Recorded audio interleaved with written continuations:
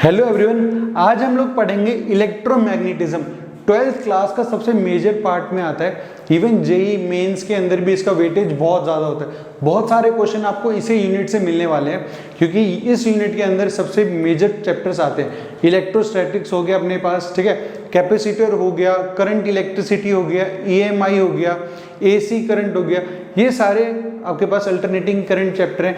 ये सारे चैप्टर मेरे पास इसी यूनिट के अंदर कवर होते हैं। तो हम लोग क्या करते हैं, जो आपके पास इलेक्ट्रोमैग्नेटिज्म है, तो इलेक्ट्रोमैग्नेटिज्म जो होता है बेसिकली ये स्टडी ऑफ चार्ज होता है। हम एक चार्ज के बारे में यहाँ पर स्टडी करते हैं, ठीक है। तो इस यूनिट को हम लोगों ने 3 पार्ट के अंदर क्या कर रखा है, क्लासीफाई कर रखा है, ठीक है। हम लोग इसको 3 पार्ट में क्या कर देते हैं, डिवाइड कर देते हैं। और ये जो क्लासिफिकेशन है ये बहुत ही बेसिक क्लासिफिकेशन है, ठीक है। तो पहले मेरे पास आता है इलेक्ट्रोस्टैटिक्स। इलेक्ट्रो का मतलब है चार्ज। इलेक्ट्रो का मतलब क्या है, मेरे पास चार्ज है। और स्टैटिक्स का मतलब क्या होता है, रेस्ट। मतलब मेरा जो चार्ज रहेगा वो कहाँ रहेगा, रेस्ट पोजीशन में रहेगा, वो मूव बिल्कुल भी नहीं कर रहा होगा। तो जहां पर भी मेरा चार्ज रेस्ट में रहता है और उससे जो रिलेटेड प्रॉपर्टीज हैं वो सारी प्रॉपर्टीज हम कहाँ पढ़ते हैं, इलेक्ट्रोस्टैटिक्स के अंदर पढ़ते हैं, ठीक है। दूसरा जो मेरे पास आता है वो यूनिट आती है मेरे पास मैग्नेटिज्म।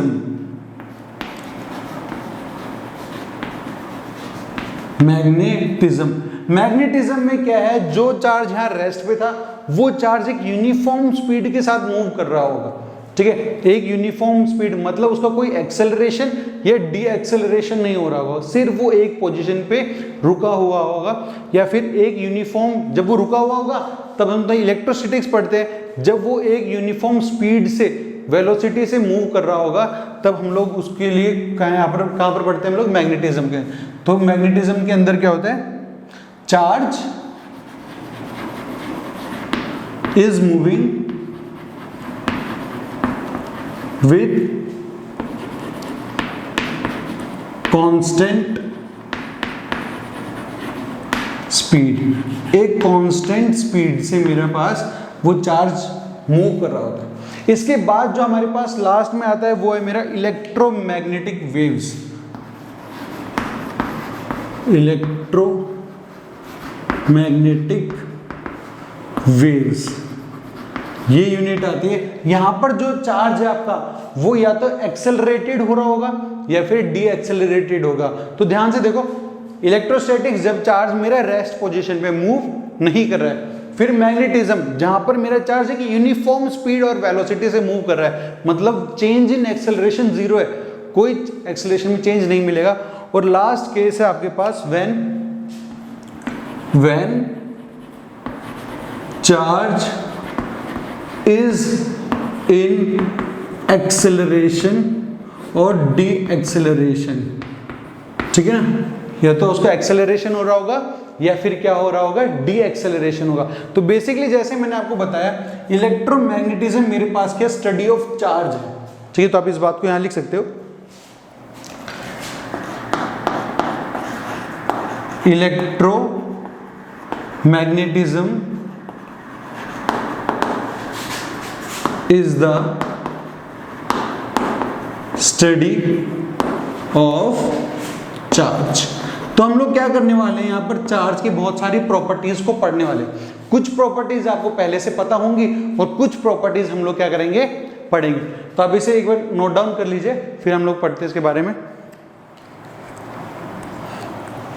ठीक है। तो ये आपने लिख लिया। तो देखो अब हम लोग क्या करेंगे, चार्ज के प्रॉपर्टीज के बारे में पढ़ना शुरू करते हैं।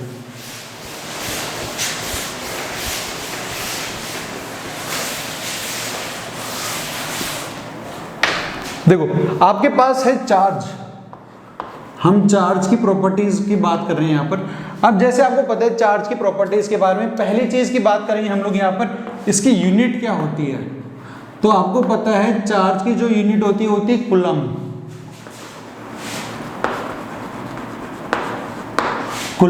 और इसको रिप्रेजेंट करते हैं हम लोग कैपिटल सी से, ठीक है ना। चार्ज की जो यूनिट है मेरे पास वो क्या होती है, कूलम होती है। और हम लोग इसको रिप्रेजेंट करते हैं किससे, कैपिटल C से इसको रिप्रेजेंट करते हैं। फिर दूसरी चीज हमको ये पता होती है कि चार्ज मेरे पास कितने टाइप का होता है, ठीक है ना। कितने टाइप का चार्ज होता है भाई? 2 टाइप का। कंफ्यूजन होता है कुछ कुछ लोगों में ना इस चीज को लेके, बोलते हैं भाई चार्ज कितने टाइप का है, तो लोग अलग अलग पॉइंट ऑफ व्यू रख देते हैं। कोई लोग बोलते हैं सर एक तो मेरे पास पॉजिटिवली चार्ज हो गया, और एक मेरे पास नेगेटिवली चार्ज हो गया, और तीसरा मेरे पास कैसा हो गया, न्यूट्रल चार्ज होगा। ये बात याद रखना, न्यूट्रल कोई चार्ज नहीं होता है। आपके पास या तो कोई चीज पॉजिटिवली चार्ज होगी या नेगेटिवली चार्ज होगी, न्यूट्रल चार्ज नहीं होता है। न्यूट्रल का मतलब क्या है, उसके पास जितना पॉजिटिव चार्ज होगा उतना ही नेगेटिव चार्ज होगा, ठीक है। तो न्यूट्रल आपके पास कोई चार्ज नहीं होता।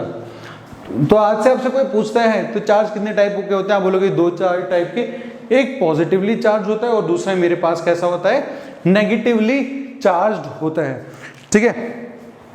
अब थर्ड प्रॉपर्टी की जब हम लोग बात करें तो थर्ड प्रॉपर्टी में हम लोग कह सकते हैं कि क्या अट्रैक्शन फोर्सेस होते हैं, क्या रिपल्शन फोर्सेस होते हैं। तो थर्ड प्रॉपर्टी भी आपको पता होती है। अगर मैं बात करूं, आपके पास 2 चार्ज है, एक ये पॉजिटिव चार्ज है, दूसरा भी पॉजिटिव चार्ज है, ठीक है। या फिर आप बात करो, एक ये नेगेटिव चार्ज है, ठीक है आपके पास, और दूसरा भी कैसा है, नेगेटिव चार्ज है। जब भी आपके पास सिमिलर चार्जेस हों, जैसे पॉजिटिव पॉजिटिव या नेगेटिव नेगेटिव, इन दोनों के बीच में, पॉजिटिव और पॉजिटिव के बीच में और नेगेटिव के बीच में हमेशा क्या होगा, रिपल्शन होगा, ठीक है ना। सेम चार्जेस के बीच में क्या होता है, रिपल्शन। पॉजिटिव पॉजिटिव में रिपल्शन होगा, नेगेटिव नेगेटिव में क्या होगा, रिपल्शन होगा।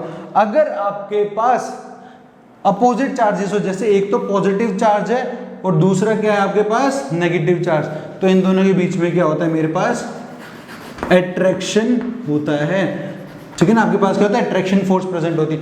इवन आप ऐसा कह सकते हो भाई कि अगर आपके पास ये पॉजिटिव एक मेल है, दूसरा भी क्या है, पॉजिटिव मेल है, मेल मेल एक दूसरे से प्यार नहीं कर सकते, ठीक है, तो उनके बीच में क्या होगा, रिपल्शन होगा। ये मेल ये फीमेल दोनों के बीच में अट्रैक्शन होगा, ठीक है। तो आपके पास अट्रैक्शन फोर्स यहाँ प्रेजेंट होते हैं। तो आप कह सकते हो भाई जब भी पॉजिटिव पॉजिटिव हो या नेगेटिव नेगेटिव हो तो उनमें क्या हो रही है, दुश्मनी, ठीक है। एक पॉजिटिव एक नेगेटिव, तो उनके बीच में क्या एग्जिस्ट करता है, मेरा प्यार एग्जिस्ट करता है, ठीक है। उन दोनों के बीच में आपके पास क्या है, प्यार है, और इन दोनों के पास जब भी सेम चार्जेस आएंगे तो क्या होगी, आपके पास दुश्मनी होगी। अब हम लोग बात करते हैं कि स्मॉलेस्ट यूनिट ऑफ चार्ज क्या होती है। हमें ये तो पता चल गया भाई यूनिट ऑफ चार्ज मेरी कूलम होती है, मैं उसको सी से रिप्रेजेंट करता हूं, ठीक है। तो हम लोग जब बात करेंगे फोर्थ पॉइंट की, यहां पर that is the smallest unit of charge. Charge की स्मॉलेस्ट वैल्यू क्या होगी, या फिर हम कह सकते हैं smallest value of charge. Smallest value of charge होती है मेरे पास, आपको एक बात पता है कि 3 मेरे पास बेसिक एलिमेंट्स प्रेजेंट होते हैं किसी एटम के, ठीक है, पार्टिकल्स जिसे हम कहते हैं। एक तो प्रोटॉन होता है, एक न्यूट्रॉन होता है, और एक आपके पास क्या होता है, इलेक्ट्रॉन प्रेजेंट होता है, ठीक है। आपको पता है न्यूट्रॉन तो मेरा न्यूट्रल है, ठीक है। अब जो प्रोटॉन और इलेक्ट्रॉन प्रेजेंट है, हम लोग क्या बोलते हैं, इलेक्ट्रॉन मेरा सबसे छोटा चार्ज होगा। इलेक्ट्रॉन से छोटा चार्ज आज तक हम लोगों ने नहीं देखे, ऑल्दो क्वार्क्स की कुछ बातें आपको बुक्स में लिखी हुई मिलेंगी, ठीक है, वो मैं आपको बताऊंगा क्वार्क क्या होते हैं। बट आपको क्या ध्यान रखना है कि इलेक्ट्रॉन मेरे पास सबसे छोटी यूनिट है चार्ज की, इलेक्ट्रॉन से कम चार्ज किसी के पास भी नहीं होता। तो जब आप मोड ऑफ इलेक्ट्रॉन की बात करोगे, इलेक्ट्रॉन का जो चार्ज होता है वो बराबर होता है, मेरे पास प्लस माइनस लिख लो यहाँ पर, 1.6 इंटू 10⁻⁹ कूलम, ठीक है ना। इससे छोटी वैल्यू चार्ज की आपको कभी भी नहीं मिलेगी, याद रखना। स्मॉलेस्ट यूनिट ऑफ चार्ज आपसे पूछे या फिर बोल दे एक कोई बॉडी है उसके ऊपर सबसे कम चार्ज कितना प्रेजेंट होगा, तो आप कह सकते हो कि भाई अगर उसके पास एक इलेक्ट्रॉन प्रेजेंट है, ऑल्दो उसमें ये कंडीशन अप्लाई हो क्वेश्चन में कि उसके पास या तो प्रोटॉन होगा या इलेक्ट्रॉन होगा या न्यूट्रॉन होगा, तो आप बोलोगे कि भाई उसके पास मेरे पास कम से कम इतना चार्ज तो प्रेजेंट होगा ही होगा, ठीक है। तो ये मेरे पास आती है स्मॉलेस्ट यूनिट ऑफ चार्ज की बात, जिसका मैग्नीट्यूड बराबर होता है चार्ज ऑफ इलेक्ट्रॉन के बराबर उसका यूनिट आ जाती है। अब हम लोग बात करते हैं, जो मैंने इलेक्ट्रॉन की बात की, तो इलेक्ट्रॉन के मास की बात कर सकते हैं हम लोग। मास ऑफ इलेक्ट्रॉन बराबर होता है 9.1 इंटू 10⁻31 kg के बराबर। इसी तरह कुछ वैल्यू और भी काम आ जाती है। मास ऑफ प्रोटॉन बराबर होता है मास ऑफ न्यूट्रॉन के, और ये वैल्यू बराबर होती है 1.6 × 10⁻27 kg। ठीक है, ये वैल्यूज ऑल्दो आपको कई बार क्वेश्चन में गिवन होती है, नहीं भी गिवन होती। ठीक है, तो आपको पता होनी चाहिए, क्योंकि हम लोग यहाँ पर क्या बात करें, एक चार्ज की प्रॉपर्टीज के बारे में बात करें, इसलिए मैंने आपको मास of electron, mass of proton and mass of neutron भी बता दिया, ताकि आपको ये चीज क्या हो रहे पता रहे। ठीक है, तो जो हमने प्रॉपर्टीज की बात की, सबसे पहली प्रॉपर्टी मेरे पास क्या, उसकी चार्ज की यूनिट क्या, कूलम है। दूसरे दो टाइप के चार्ज होते हैं, एक पॉजिटिव एक नेगेटिव। फिर हमने देखा कि लाइक चार्जेस जो हैं उसमें रिपल्शन होता है, नेगेटिव नेगेटिव में रिपल्शन है, पॉजिटिव पॉजिटिव में रिपल्शन है। और अनलाइक चार्जेस जो हैं, एक पॉजिटिव एक नेगेटिव में क्या होगा, मेरे पास अट्रैक्शन फोर्स होगा। फिर हम लोगों ने बात की भाई स्मॉलेस्ट यूनिट ऑफ चार्ज पूछेगा तो हम लोग इलेक्ट्रॉन की चार्ज बताएंगे, इलेक्ट्रॉन का मैग्नीट्यूड लेंगे, जो कि मेरे पास 1.6 × 10⁻⁻19 कूलम के बराबर है। ठीक है, ये बात अब हमको समझ में आ गई। अब मैं बात करता हूं आपके पास, ये आपने लिख लिया होगा।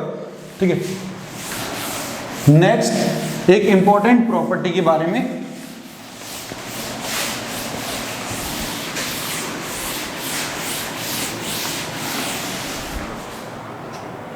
ठीक है, वो मेरे पास हेडिंग है, आप लिखिए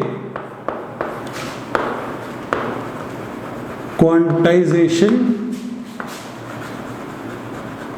of charge. Quantization of charge की बात करूं, मैं बोलता हूं दो बॉडी लेते हैं हम लोग। ठीक है, मैं बोलता हूं भाई मेरे पास ये बॉडी एक है, ये कोई ए बॉडी है।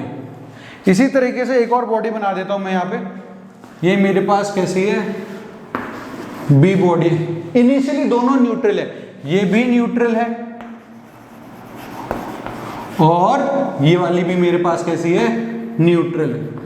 मैंने आपको एक बात अभी बताई थी, न्यूट्रल कोई चार्ज नहीं होता, तो इसके पास कोई ना कोई इलेक्ट्रॉन प्रोटॉन प्रेजेंट होगा, इसके पास भी कोई ना कोई इलेक्ट्रॉन और प्रोटॉन तो प्रेजेंट होगा ही होगा। ठीक है ना, तो आप कभी ये नहीं कह सकते भाई न्यूट्रल है तो इनके पास तो इलेक्ट्रॉन होंगे, ये बात हम कभी भी नहीं कह सकते, क्योंकि न्यूट्रल कोई चार्ज नहीं होता। ठीक है, अब मैंने क्या बोला कि भाई मेरे इस ए ने ना बी को कुछ इलेक्ट्रॉन उधार दे दिए। ठीक है ना, आप समझो ये मेरा ए है, 200 इलेक्ट्रॉन बी को दे देता है। ठीक है ना, मेरा ए 200 इलेक्ट्रॉन किसको दे रहा है, बी को। अगर ये 200 इलेक्ट्रॉन इसको दे देगा तो क्या दे रहा है, इलेक्ट्रॉन नेगेटिव चार्ज दे रहा है, तो इस पे कितना चार्ज आ जाएगा, पॉजिटिव 200। तो आप बोलोगे भाई 200 ई पॉजिटिव जो इसका चार्ज है, या आप कह दोगे भाई हाँ ठीक है, ई 200 इलेक्ट्रॉन इसने दे दिए। इसने क्या किया, 200 इलेक्ट्रॉन को गेन किया, तो इस पे क्या चार्ज आ रहा होगा, -200 इलेक्ट्रॉन इसने गेन किया। ठीक है, अगर ये कह दे बी वाला भाई मुझे तो 1.5 इलेक्ट्रॉन दे दे, 1.5 इलेक्ट्रॉन दे दे, तो नहीं दे सकता। एक इलेक्ट्रॉन को कहां तोड़ेगा, तोड़ ही नहीं सकता। तो ये क्या करता है, ये बोलेगा भाई मुझे 1 इलेक्ट्रॉन दे दे, तो ये इसको 1 इलेक्ट्रॉन दे देगा।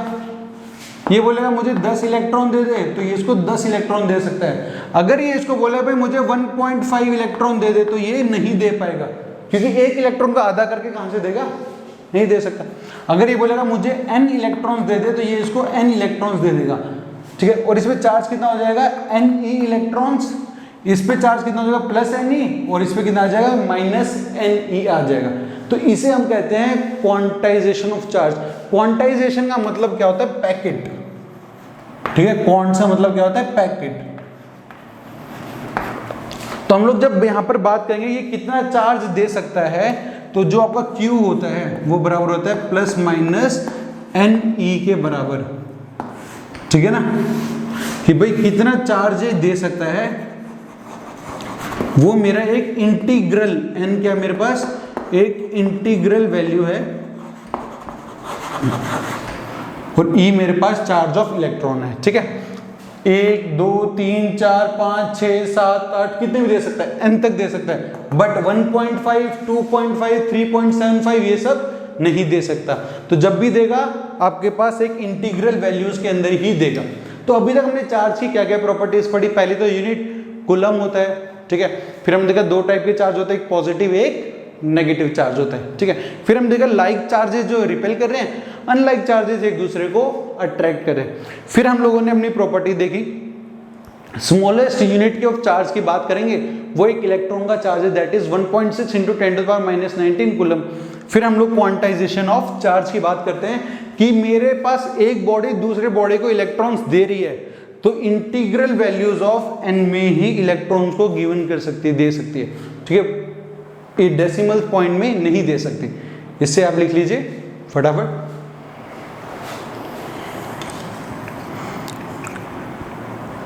ठीक है, तो ये आपने लिख लिया होगा। हम और बात करते हैं यहां पे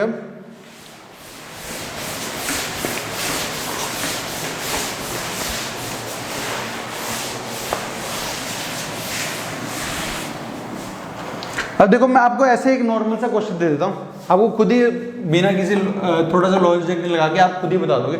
मैं बोलता हूं ये मेरे पास एक स्पेस है, ठीक है।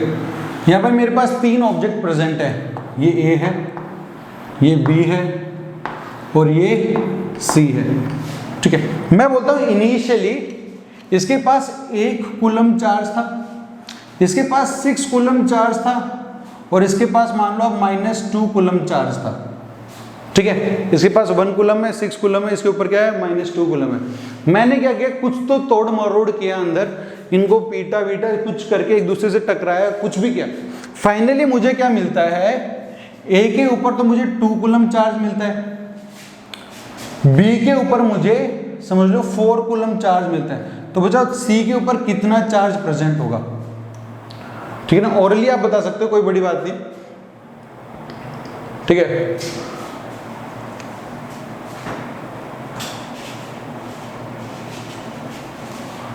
अब देखो नॉर्मल सी बात है, हम लोग क्या देखेंगे, इनिशियली चार्ज देखेंगे कितना है, इस पे 1 कूलम है, ये कितना है मेरा 6 कूलम है और ये -2। तो हम लोग बात करेंगे 1 + 6 -2 की। आप बोलोगे भाई ओवरऑल चार्ज जो शुरुआत में प्रेजेंट था वो 7 - 2 है, मतलब आपके पास 5 कूलम प्रेजेंट है इनिशियली चार्ज। फाइनल भी मेरा 5 कूलम ही होगा।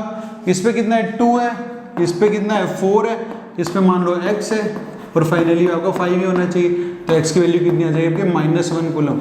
मतलब इस ऑब्जेक्ट पे जो फाइनली चार्ज मेरे पास प्रेजेंट होगा वो -1 कूलम चार्ज प्रेजेंट होगा। इसका मतलब क्या है, मेरा चार्ज कंजर्व्ड रहता है, ठीक है ना। मेरे चार्ज क्या रहते हैं, कंजर्व रहते हैं। एक से दूसरे के पास चलेंगे, उसके पास चले जाएंगे, बट टोटल चार्ज मेरा क्या रहेगा, कंजर्व रहेगा, वो कहीं भी नहीं जाने वाला। तो आप यहां से एक बात लिख सकते हो, नोट बना के, total charge of the system is conserved। इसलिए मैंने यहां पर एक बाउंड्री बनाई है। इस बाउंड्री का मतलब चार्ज को आप यहां से बाहर नहीं लेके जा रहे, इस सिस्टम के अंदर ही रख रहे हो, यहां से इसको बाहर आप लेके नहीं जा रहे हो, ठीक है। अब लिख लीजिए इसे क्वेश्चन को।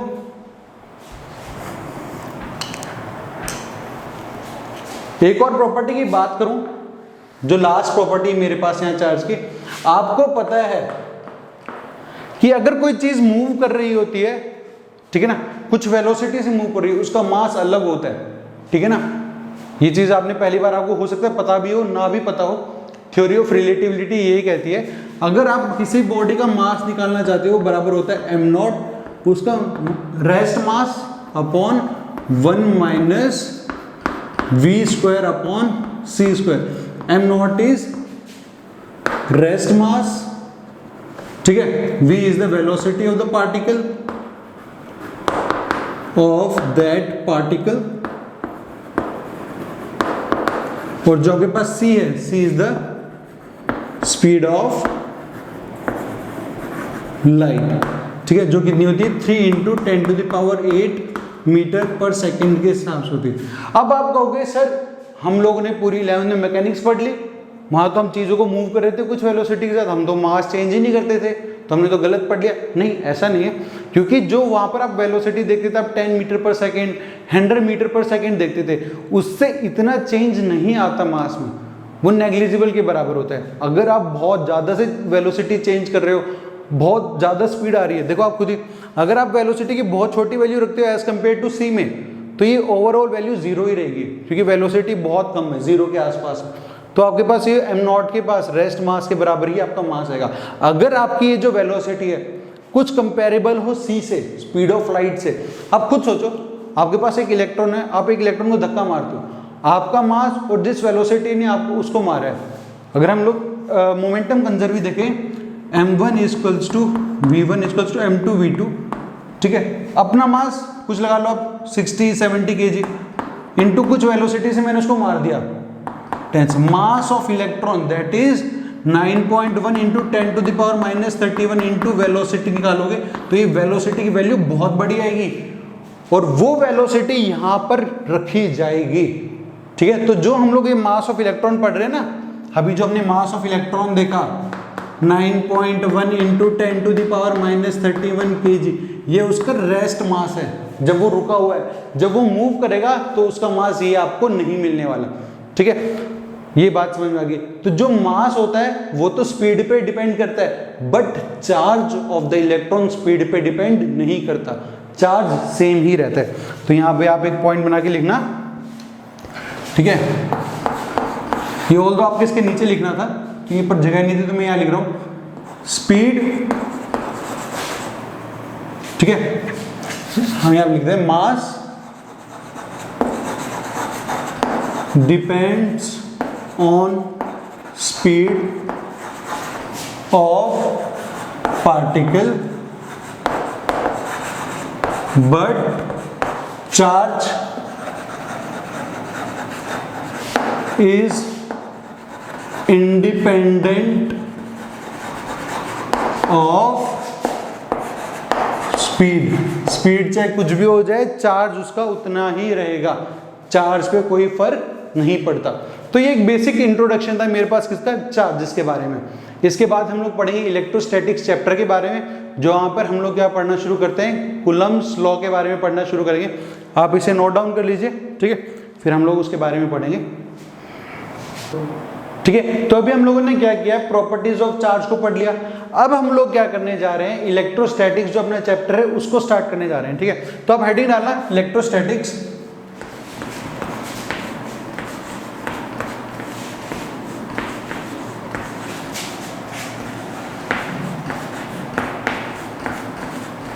देखो इलेक्ट्रो मीन्स आपका क्या था, चार्ज, ठीक है, और आपके पास क्या है स्टैटिक्स, मतलब वो किस पे, स्टैटिक पोजीशन पे है, वो आपके पास रेस्ट पोजीशन पे प्रेजेंट है। आपका जो चार्ज है वो रेस्ट पोजीशन पे। जो सबसे पहली चीज हम लोग यहाँ पढ़ने वाले वो है कूलम्ब्स लॉ। तो आप हेडिंग डालिए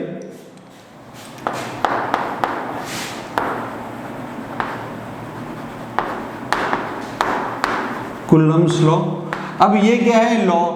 लॉ का मतलब क्या है, आपको दे दिया गया वो मानना है, ठीक है ना, उसके अंदर आप कुछ छेड़खानी नहीं कर सकते, ठीक है। कूलम्ब्स लॉ आपके पास एक यूनिट में अगर आपको बताऊं तो 1 न्यूटन जो होता है मेरे पास वो कितने बराबर होता है, 10 टू द पावर 5 डाइन के बराबर होता है, ठीक है। 1 न्यूटन बराबर होता है किसके बाद, 10 टू द पावर 5 डाइन्स के बराबर होता है, ठीक है। ये लॉ क्या कहता है, अगर आपने दो चार्ज लिए हैं, ठीक है, मैंने बोला भाई मेरे पास ये एक चार्ज Q1 है, यहां पर मैं एक और चार्ज रख रहा हूं दैट इज Q2, ठीक है ना, दोनों सेम चार्ज है, समझ लो ये भी पॉजिटिव चार्ज है, ये भी क्या है मेरा पॉजिटिव चार्ज है, ये मेरे पास क्या है Q2। उन्होंने क्या देखा, इन पे फोर्स लग रहा है, इस पे इस साइड डायरेक्शन में फोर्स लग रहा है, और इस पे इस साइड फोर्स लग रहा है। फोर्स का तो पता नहीं था, फोर्स कहाँ लग रहा है, उन्होंने तो एक्सेलरेशन देखा था, उन्होंने तो इसका मोशन देखा था। उन्होंने क्या देखा, भाई ये चार्ज इधर भाग रहा है, ये चार्ज उधर भाग रहा है, ठीक है। उन्होंने फिर क्या किया, दो चार्जेस लिए अपोजिट साइन के। अगर ये मेरा Q1 चार्ज है, ये समझ लो नेगेटिव है, ये आपका Q2 चार्ज है, ये कैसे आपका पॉजिटिव है। तो देखा यहाँ पर ये दूसरे की तरफ भाग रहे हैं, कुछ फोर्स से या एक्सेलरेशन से एक दूसरे की तरफ भागते हुए आ रहे हैं। उन्होंने क्या किया, बोलते हैं यार ये इधर भाग रहा है, ये इधर भाग रहा है, अपोजिट डायरेक्शन में। देखो ये राइट की तरफ जा रहा है तो ये कहाँ जा रहा है, लेफ्ट में जा रहा है। ये साला अब राइट में जा रहा है तो ये किधर जा रहा है, लेफ्ट में जा रहा है। अपोजिट डायरेक्शन में दोनों मूव करेंगे, ये बात तो कंफर्म हो गई। ये एक दूसरे से दूर जा रहे थे क्योंकि दोनों में रिपल्शन हो रहा था, ये एक दूसरे के पास आ रहे थे क्योंकि दोनों के अंदर अट्रैक्शन हो रहा था। ठीक है, अब उन्होंने क्या किया, इसको रोक लिया। ठीक है, ये इधर भाग रहा था, इसको रोक लिया, नहीं जाने दो कहीं पे भी। अब इसको जब रोका तो उन्होंने देखा कितना फोर्स लगाना पड़ रहा है इसको रोकने में, तो इसके फोर्स की वैल्यू उन्होंने देख ली। हम इसको 1 बोल रहे हैं, इसको 2, तो हमने लिख दिया फोर्स ऑन 1 ड्यू टू 2। ठीक है ना, क्योंकि फोर्स मेरी वेक्टर क्वांटिटी है तो मैंने लिखा फोर्स ऑन 1 ड्यू टू 2। फिर हम लोगों ने इसको रोक लिया, इसको भागने दिया, देखा इसको रोकने में कितना फोर्स लग रहा है, तो हम लोगों ने देखा फोर्स ऑन 2 ड्यू टू 1। ठीक है, दोनों का हम लोगों ने क्या देखा, फोर्स देखा। हम लोगों ने क्या पाया, ये जो फोर्स का मैग्नीट्यूड है और इस फोर्स का जो मैग्नीट्यूड है वो दोनों बराबर आ रहे थे। ठीक है ना, तो पहला ऑब्जर्वेशन क्या देखा गया, फोर्स ऑन 1 ड्यू टू 2 का मैग्नीट्यूड बराबर था किसके बराबर, फोर्स ऑन 2 ड्यू टू 1 के मैग्नीट्यूड के बराबर। ठीक है, और ये उन्होंने यहां से एक बात का पता कर लिया। सेम चीज उन्होंने यहां पर भी देखी कि फोर्स ऑन 1 ड्यू टू 2 जो लग रहा है उसका मैग्नीट्यूड बराबर था इसके मैग्नीट्यूड के बराबर, कि फोर्स ऑन 2 ड्यू टू 1। उन्होंने बोला कि भाई मैग्नीट्यूड में तो कोई फर्क पड़ा नहीं, अगर मेरा चार्जेस का क्वांटिटी सेम है तो मैग्नीट्यूड में तो कोई फर्क नहीं पड़ा। फर्क किस में पड़ा, डायरेक्शन में। पहले ये इधर जा रहा था, अब ये इधर आ रहा है, डायरेक्शन में फर्क पड़ा, मैग्नीट्यूड में कोई फर्क नहीं पड़ा। तो उन्होंने ये बात वहां पर लिख दी। ठीक है, उन्होंने इस लॉ के बारे में बता दिया। तो उन्होंने क्या बोला, देखो भाई ये चीज आपने पहले भी कहीं सुनी है, इसका फोर्स जितना है उतना ही फोर्स इसका है, बट डायरेक्शन अपोजिट है। ऐसा आपने कहीं सुना है, magnitude remains the same and direction is opposite. Action reaction pair, Newton third law क्या कहता है, न्यूटन थर्ड लॉ क्या कहता है, एक्शन रिएक्शन पेयर, कि आप जितना फोर्स लगाओगे दूसरे ऑब्जेक्ट पे आप पे भी उतना ही फोर्स लग रहा होगा, बट अपोजिट डायरेक्शन में। सेम चीज यहां दिखाई दे रही है, जितना फोर्स इधर, अपोजिट डायरेक्शन में फोर्स उधर। ठीक है, इसका जितना मैग्नीट्यूड इसका भी उतना ही मैग्नीट्यूड। तो ये मेरा एक एक्शन रिएक्शन पेयर का काम कर रहा है लगभग। ये मैं देखूं अगर इस सिस्टम को, तो ये मेरे पास क्या कर रहा है, एक एक्शन रिएक्शन पेयर का काम कर रहा है। उठा के सीधे लॉ दे दिया, बोलते हैं कि भाई मेरे पास ये एक एक्शन रिएक्शन पेयर होगा। बट अब कोई समझदार इंसान भी है, वो क्या कहेगा, ठीक है भाई एक्शन रिएक्शन पेयर है, तो मैं क्या कहता हूं, ये मेरे पास एक चार्ज है Q1, इस पे फोर्स समझ लो इस डायरेक्शन में लग रही है।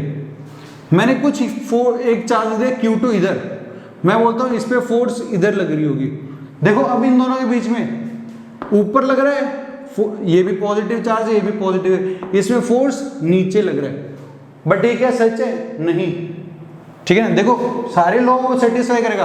अपोजिट डायरेक्शन में फोर्स लग रहा है, इसमें जितना फोर्स का मैग्नीट्यूड होगा इतना ही फोर्स का मैग्नीट्यूड इसमें भी है, बट ये मेरे एक्शन रिएक्शन पेयर नहीं है।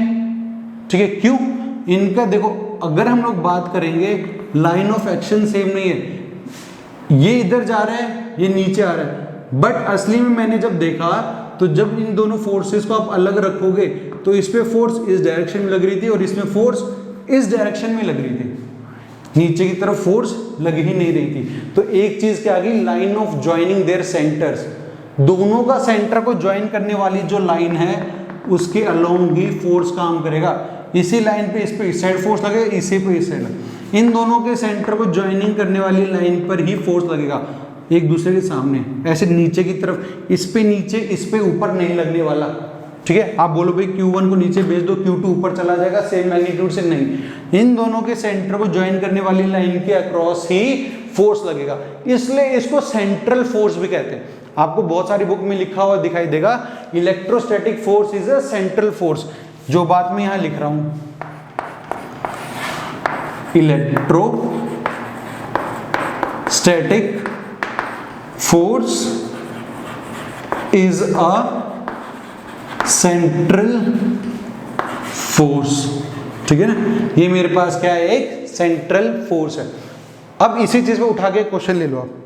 ठीक है, अभी तक हमने इसका डेरिवेशन नहीं किया फोर्स का, मैकेनिक्स कैसे काम आएगी इलेक्ट्रोस्टैटिक्स में वो दिखा रहा हूं मैं आपको। बस देखो क्वेश्चन क्या कहता है, क्वेश्चन आपको ये कहता है कि भाई मेरे पास ये सिस्टम है, यहाँ मेरे दो कोई चार्ज प्रेजेंट है, समझ लो ये एक चार्ज Q1 है, ये चार्ज मेरा Q2 है। मैं कुछ अमाउंट लिख दूँ, ये 1 कूलम का है, ये 2 कूलम का है। इसका मास मान लो आप 2 kg है और इसका मास मान लो आप 4 kg है। मैं कहता हूं इस पे दोनों पे अपोजिट, दोनों पॉजिटिव चार्ज है तो फोर्स इस पे इधर लग रही होगी, इस पे फोर्स इस साइड लग रही होगी, ठीक है। ये इधर जा रहा होता है 10 मीटर पर सेकंड की स्पीड से, तो आप बताओ इसकी उस टाइम पर वेलोसिटी क्या होगी, किस वेलोसिटी से ये मूव कर रहा होगा, ठीक है। ओरली कर सकते हो, कोई आपको जरूरत नहीं है। तो देखो आपको क्या करना है, आपको पता है भाई मेरे पास इलेक्ट्रोस्टैटिक तो सेंट्रल फोर्स है, मैं क्या लगाऊंगा, मोमेंटम कंजर्वेशन। क्या लगाऊंगा, मोमेंटम कंजर्वेशन, क्योंकि मेरे सेंट्रल फोर्स है। इनिशियली मोमेंटम निकालूंगा, फाइनल मोमेंटम के बराबर कर दूंगा। इनिशियली दोनों क्या थे, रुके हुए थे। फाइनली मोमेंटम किसके, इसका कितना मास है 4 × 10, इसका कितना 2 × इसकी वेलोसिटी बराबर होगा 4 × 10, तो इसकी जो वेलोसिटी हो जाएगी 20 मीटर पर सेकंड आ जाएगी, ठीक है। तो इसकी वेलोसिटी कितने से मूव कर रहा होगा, ये 20 मीटर पर सेकंड से मूव कर रहा होगा। अभी तो हमने फोर्स का फॉर्मूला कैलकुलेट नहीं किया, बट इस टाइप के क्वेश्चन आपको देखने को मिल सकते हैं।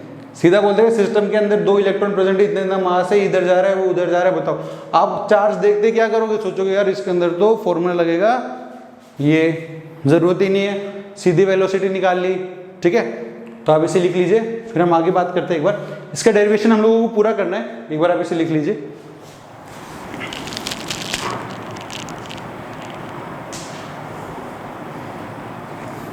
ठीक है, आप लोगों ने लिख लिया होगा।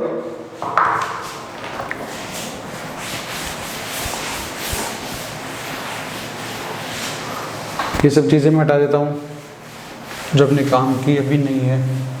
ये डेरिवेशन मेरे काम का, इसलिए इसको मैं हटा नहीं रहा। इस पे फोर्स लग रहा था मेरा इस डायरेक्शन के अंदर, ठीक है।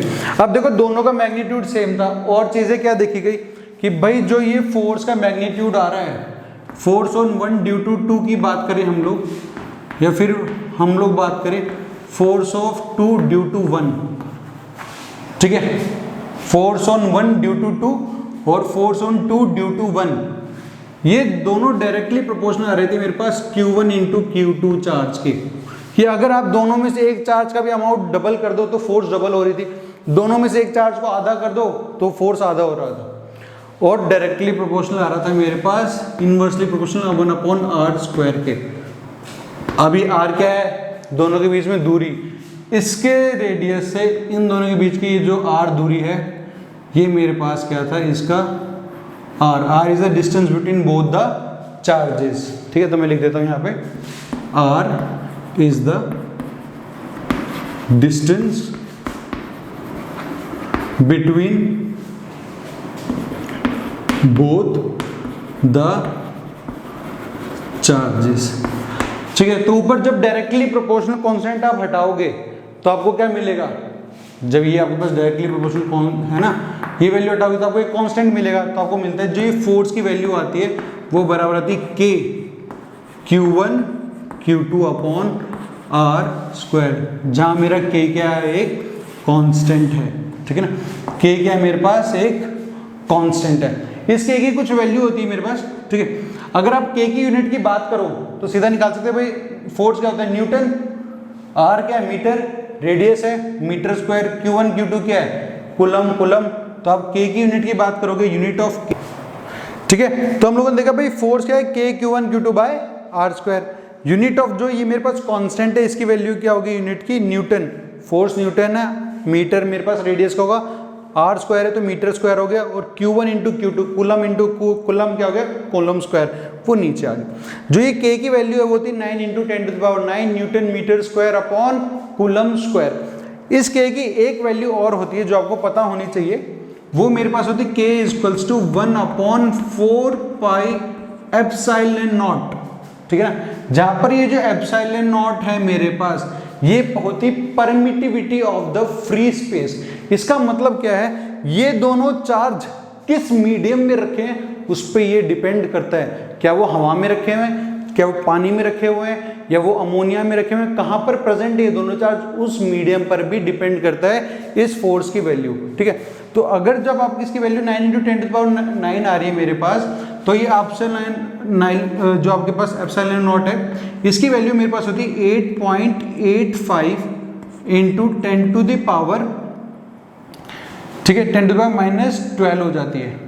ये वैल्यू आप वैसे भी कैलकुलेट कर सकते हो क्योंकि आपको k की वैल्यू पता है। जब आपको k की वैल्यू पता है ऑलरेडी, तो आप वहां से भी इसको क्या कर सकते हो, कैलकुलेट कर सकते हो। तो देखो भाई, अगर आपको पूछे भाई एप्सिलॉन नॉट की वैल्यू मेरे को बता दो, यूनिट क्या होगी, देखो 4 पाई तो मेरे पास कांस्टेंट है, इसकी तो कोई यूनिट नहीं होती, k की यूनिट उल्टा, ठीक है ना, k इज 1/एप्सिलॉन नॉट, इसकी यूनिट उल्टा कर दो, मतलब ये हो जाएगी आपके पास coulomb square upon newton metre square. तो ये मेरे पास क्या है, एप्सिलॉन नॉट की वैल्यू है 8.85 into 10⁻⁻12 c square upon newton metre square, एक एप्सिलॉन नॉट की वैल्यू है, ठीक है। इसके बारे में जो एप्सिलॉन नॉट है, ये मैं इसको आपको लिखा देता हूँ। एप्सिलॉन नॉट मेरे पास क्या है, परमिटिविटी ऑफ फ्री स्पेस, ठीक है, it is the permittivity of the free space. इसके बारे में हम लोग आगे और भी बात करेंगे, परमिटिविटी क्या होती है। स्पीड ऑफ लाइट कैलकुलेट करने के लिए सबसे अच्छा तरीका होता है ये, इसका फॉर्मूला आपको पता भी होगा, c जो होता है बराबर होता है √μ0 और एप्सिलॉन नॉट। इसको कैलकुलेट करने पर ही आपको 3 इंटू 10⁸ मीटर पर सेकेंड की वैल्यू मिलती है, ठीक है ना। तो क्वेश्चन में कभी आपको ये गिवन हो, ये गिवन हो, ये स्पीड ऑफ लाइट पूछी जाए तो आप बता सकते हो, ठीक है। तो आपने यहाँ तक लिख लिया। अब हम लोग कुछ क्वेश्चन करके देखते हैं, और जो जो प्रॉपर्टीज हम लोगों ने पढ़ी हैं उनको भी लिख लेंगे साथ साथ में। बाकी चीजें आपको यहाँ पर दिखी गई हैं। ये जो फॉर्मूला हमने निकाला है, मुझे पता है फोर्स मेरी एक वेक्टर क्वांटिटी होती है, ये हमने नॉर्मल निकाला है। इसका जो वेक्टर फॉर्म है वो भी हम लोग निकालेंगे, वो अभी हमने निकाला नहीं है, ये तो हमने सिर्फ एक फॉर्मूला निकाला है। जब दो चार्जेस आपके पास प्रेजेंट हो तो हम कैसे उनको फोर्स उन दोनों के बीच में डिटरमाइन करते हैं, ठीक है। तो आप इसे एक बार लिख लीजिए फटाफट, इसमें से कुछ जो पार्ट आपने नहीं लिखा हो।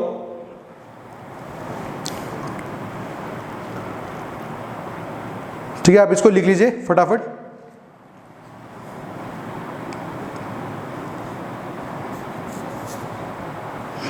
ठीक है, ये आपने लिख लिया होगा। एक चीज और बतानी है मेरे को, उसके बाद मैं एक दो क्वेश्चन आपको करा देता हूं इस पे।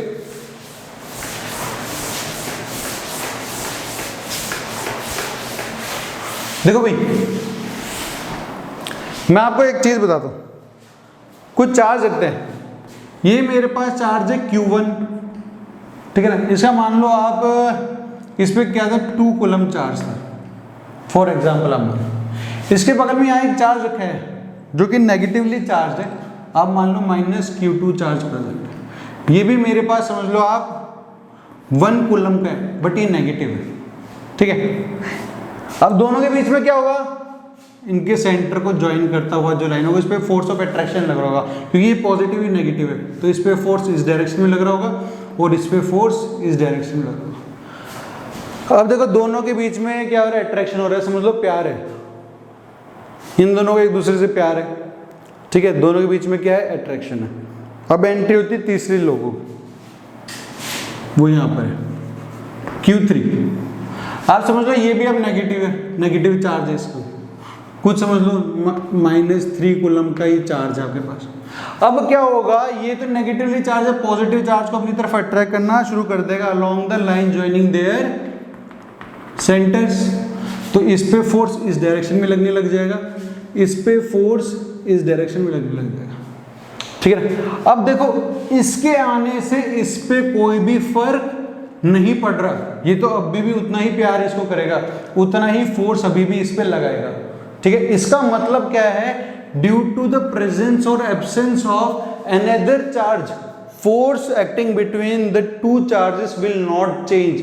अगर आप तीसरे चार्ज को चौथे चार्ज को लेके आ रहे हो तो इन दोनों पे जो फोर्स लग रहा है वो वेरी नहीं करता, ठीक है। तो आप लिख सकते हो ड्यू टू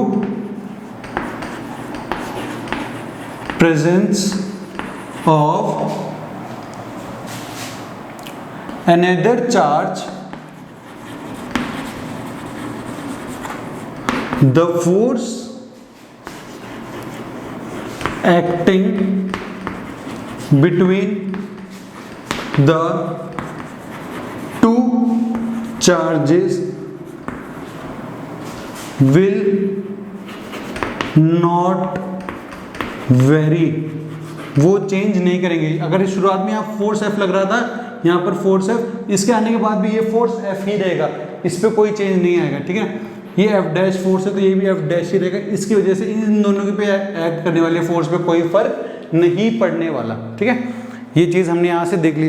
अब एक क्वेश्चन मैं आपको देता हूँ जो कि हर साल क्या बोलूँ मैं आपको 2-3 बार पूछा जा चुका है, नीट के अंदर भी पूछ लेते हैं आपके पास, एम्स में भी पूछ लेते हैं। क्वेश्चन क्या कहता है?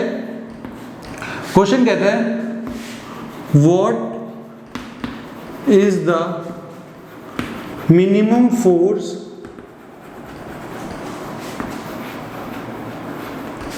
will be acting between two charges present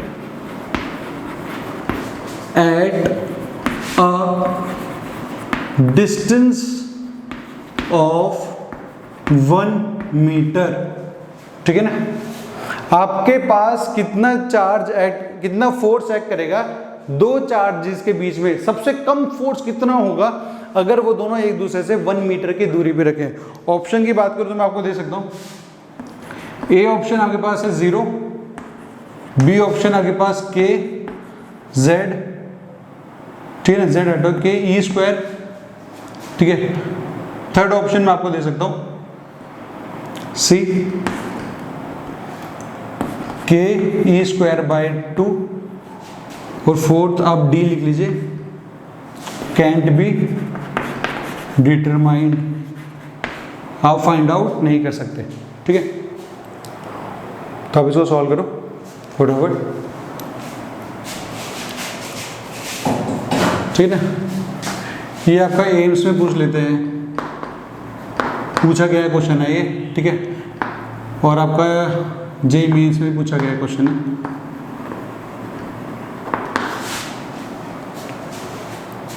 देखो सीधी सी बात है, आसान सा क्वेश्चन है, इसका आंसर अगर आपने 0 लगाया तो आप गधे हो, इसका आंसर होगा बी, ठीक है ना। कैसे सॉल्व करने की जरूरत ही नहीं थी। आप बोलते हो भाई 2 चार्जेस है मेरे पास, सबसे छोटा चार्ज कौन सा? इलेक्ट्रॉन है, तो ये भी एक इलेक्ट्रॉन होगा, ये भी एक इलेक्ट्रॉन होगा, दूरी दोनों के बीच में क्या है? 1 मीटर है, तो फोर्स क्या होता है? के Q1 Q2 bye are square, तो के ई और ई स्क्वायर अपॉन डिस्टेंस 1 का स्क्वायर, तो आंसर क्या आ जाएगा? के ई स्क्वायर आ गया, जो आपके पास बी ऑप्शन में प्रेजेंट था, ठीक है। तो इस तरह से आप इसके न्यूमेरिकल सॉल्व कर सकते हो, इसको लिख लीजिए, फिर मैं आपको 2 न्यूमेरिकल और देता हूं।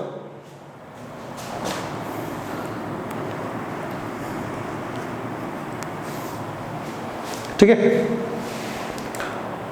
आपने लिख लिया। अब टाइम पास करने के लिए मैं आपके साथ क्या कर सकता हूँ पता है? टाइम पास अगर मेरे को करना हो तो मैं आपको कुछ क्वेश्चन ऐसे दे दूँ जो आपका टाइम खराब करते रहेंगे। जैसे मैं आपको बोल दूँ कि भाई आपके पास एक चार्ज है 2 कूलम का, एक और चार्ज है 4 कूलम का, दोनों के बीच में दूरी है 2 मीटर, फोर्स निकालो।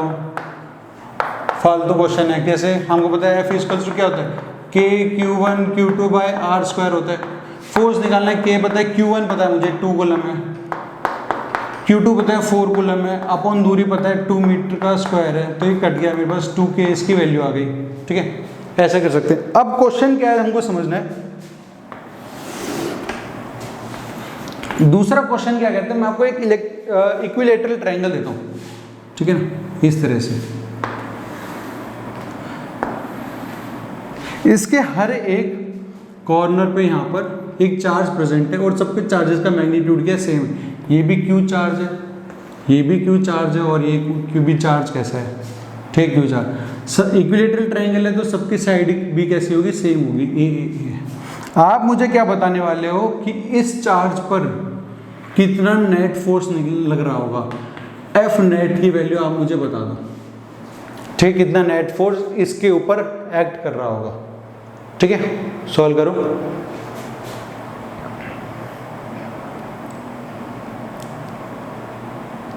ठीक है, देखो अब मैं बताता हूं आपको है क्या। हम लोगों को पता है भाई लाइन ज्वाइनिंग पे फोर्स लग रहा होगा, ये भी पॉजिटिव क्यों है, ये भी पॉजिटिव क्यों है, तो इस पे, इस लाइन पे यहाँ फोर्स लग रहा होगा, ठीक है, ये भी लाइन ज्वाइन करते हुए यहाँ पर फोर्स लग रहा है। इक्विलेटरल ट्रायंगल है तो ये एंगल 60 डिग्री होगा, तो ये वाला एंगल भी मेरे पास कैसा होगा, 60 डिग्री होगा। ठीक है, अब ये दोनों चार्ज है, इस पे F फोर्स लग रहा होगा, ये भी F ही होगा क्योंकि दोनों चार्ज भी सेम है, दूरी भी सेम है। और फोर्स किसके बराबर होगा, K Q1 Q2 Q into Q square upon distance था A स्क्वायर। ये भी F फोर्स लग रहा है, ये भी F फोर्स लग रहा है, दोनों के बीच में 60 डिग्री एंगल है। दोनों वेक्टर क्वांटिटी हैं। कैसे सॉल्व करते हैं, एफ नेट के लिए अगर आपको यहाँ पर लगने वाला एफ नेट निकालना है, so F net will be equals to under root of F1 square plus F2 square plus 2 F1 F2 cos theta. ठीक है, F1 का अमाउंट और F2 दोनों FF है, तो मैं तो वहीं लिख दूंगा यहाँ पर under root of F square plus 2 into F into F square cos 60 कितना होता है, हाफ, 2 से 2 कट गया, तो F square plus F square क्या हो गया, under root of 3F square.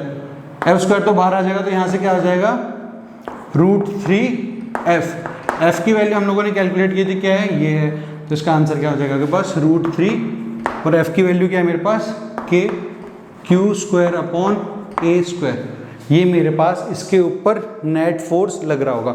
आपको ये वेक्टर कैलकुलेट करना आना चाहिए, वेक्टर कैलकुलेट करना आएगा तभी आपको इसमें मजा आएगा। ठीक है, एक तरीके के क्वेश्चन ये पूछे जाते हैं आपसे अक्सर, और क्या पूछे जाते हैं मैं आपको दिखाता हूँ वेराइटी ऑफ क्वेश्चन। यहाँ से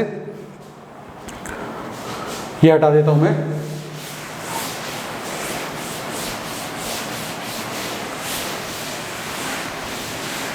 ठीक है, ये भी आपने लिख लिया होगा, इसको भी हटा देता हूँ।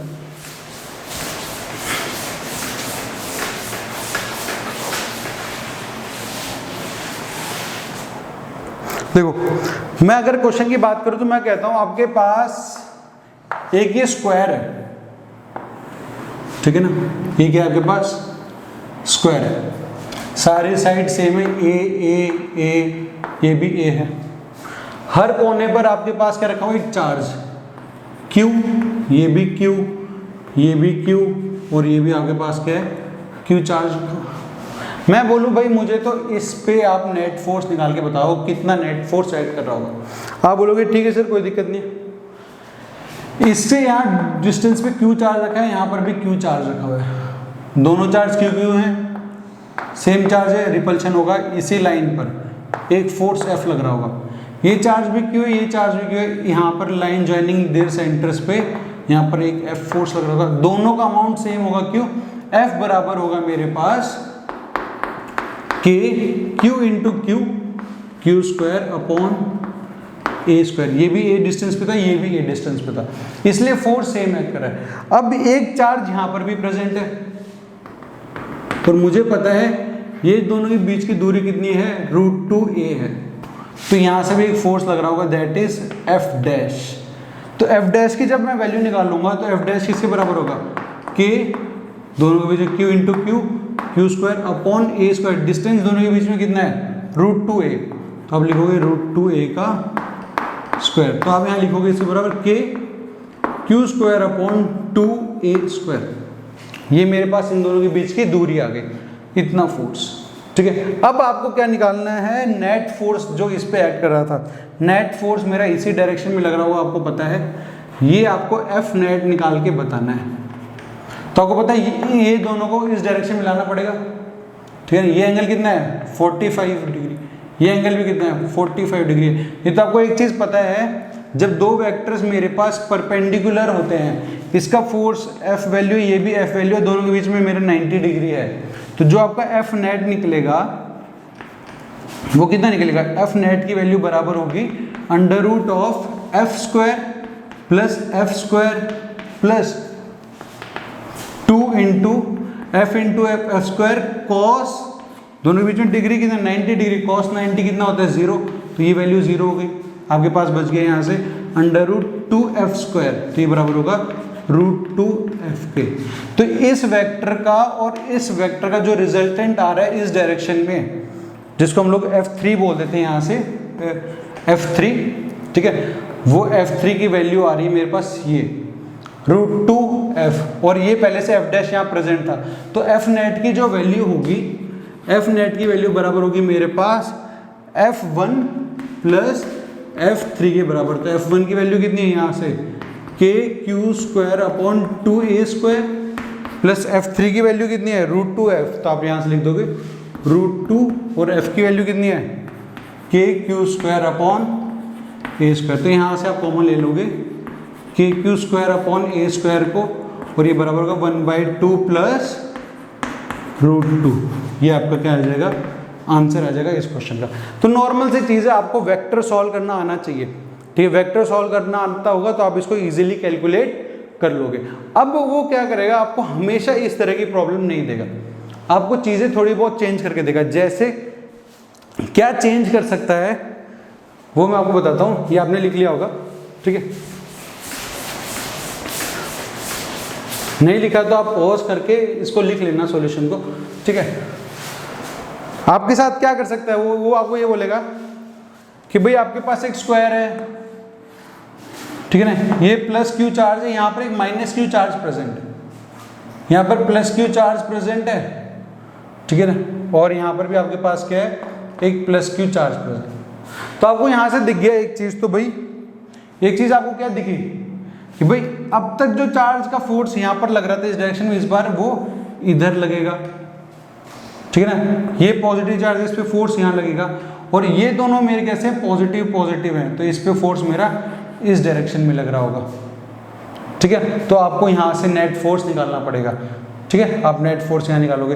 तो बस मेन तो क्या है, आपको फोर्स की डायरेक्शन का ध्यान रखना है कि फोर्स मेरे पास किस डायरेक्शन में लग रही है, और आप वहाँ से कैलकुलेट करोगे। अब मैं आपको एक क्वेश्चन देता हूँ होमवर्क, क्रोटोव का क्वेश्चन है वो। क्रोटोव का क्वेश्चन क्या कहता है, ठीक है, ओलंपियाड के लिए बुक होती है क्रोटोव, उसका क्वेश्चन है। क्या कहते हैं, आपके पास बड़ा ही बेसिक क्वेश्चन ही है इस चैप्टर से ना, बोलता है घड़ी है 12 कूलम, 3 कूलम, 6 कूलम, और ये 9 कूलम। जैसे जैसे टाइम है वैसे उन्होंने चार्ज रखा हुआ है।